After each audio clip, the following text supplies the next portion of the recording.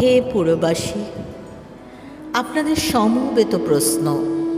রাজকুমারী হওয়া সত্ত্বেও রাজ্য আর বিলাসিতা ছেড়ে কেন বেছে নিলাম এক তপশ্চর্যাপূর্ণ জীবন?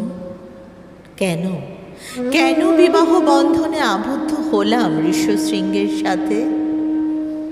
কেন বঞ্চিত ছিলাম শৈশব থেকে ভ্রাতৃস্নেহে বেড়ে ওঠার সুযোগ থেকে? আপনাদের আরও প্রশ্ন, কেন এই আত্মত্যাগের কাহিনী মহাকাব্যের পাতায় পাতায় আড়াল থেকে গেল? আমি বলি, আড়ালে রাখা হলো। রাজা রোমবদ, অঙ্গদেশের অধীশ্বর। কি সুন্দর বুদ্ধি আপনার! সৌন্দর্য, গান আর ভালোবাসা দিয়ে প্রলুব্ধ করলেন ঋষ্যশৃঙ্গকে। সেখানেও আমাকে ব্যবহার করলেন। পারতেন যদি সত্য কন্যা হতাম আপনার। ঋষি ঋষ্যশৃঙ্গ বিভাণ্ডক মনির পুত্র। এক নিভৃত অরণ্য পরিবেশে বাস করতেন। নারী সঙ্গ থেকে বঞ্চিত রাখা হয়েছিল। কোনো ধারণা ছিল না তার নারী চরিত্র সম্পর্কে। কোনো দায়ও ছিল না তার নারী মন জানবার। কেন সেদিন বুঝতে পারেননি তপবন আর রাজনীতির কূটনৈতিক মিশ্রণ? হে রাজন, কেন দত্তক দিতে হলো আপনাকে, আপনার এই প্রথম সন্তানকে, এই রাজকুমারীকে? বন্ধুর প্রতি স্নেহ, করুণা, নাকি পুত্র লাভের তীব্র আকাঙ্ক্ষা? দত্তক দিতে কোনো দ্বিধাবোধ করেননি সেদিন আপনি।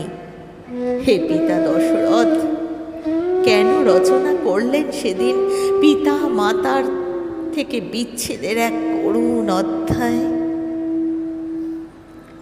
কৌশল্যা জননী আমার, পিতা দশরথ।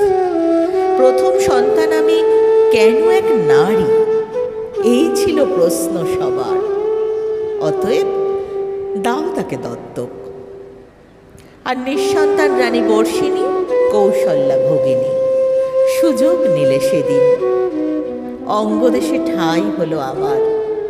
কন্যা নয়, আশ্রিতা নয়, দত্তক হিসেবে। কোনো প্রেম ছিল না কোনো প্রেমের কাহিনী। আমি ব্যবহৃত হতে থাকলাম। অঙ্গদেশে খরা নামবে, অভিশাপ এক। তাহলে কি আছে তাতে মুক্তির উপায়? ঋষ্যশৃঙ্গের পদার্পণ একমাত্র মুক্তির উপায়। বিবাহই সে উপায়।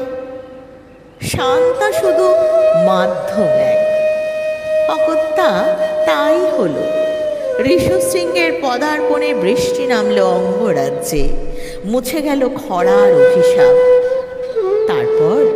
তারপর পুত্রেষ্টি যজ্ঞে ঋষ্যশৃঙ্গের প্রভাবে রাম, লক্ষ্মণ, ভরত আর শত্রুঘ্নের জন্ম হলো।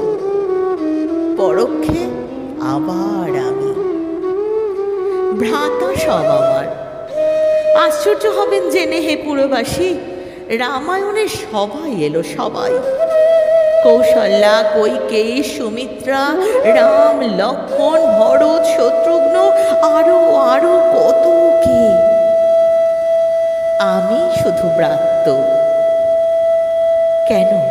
কেন ঋষি বাল্মীকি? কেন স্থান হলো না আমার মহাকাব্যে? কেন উপেক্ষিত হারিয়ে যাওয়া চরিত্র এক? আমি শান্তা রাজকুমারী, দশরথের প্রথম সন্তান। অধিবীর আর বিচক্ষণ পুত্র আমার। রামচন্দ্র, ভরত, লক্ষ্মণ, শত্রুঘ্ন, তোমরাও তো জানতে পেরেছিলে আমার কথা। কেন ফিরিয়ে আনলে না তোমাদের মাঝে? এইভাবে হারালে আমায়। কোনো অভিমান নেই আমার, শুধু প্রশ্ন এক, কেন আমি বঞ্চিত হলাম?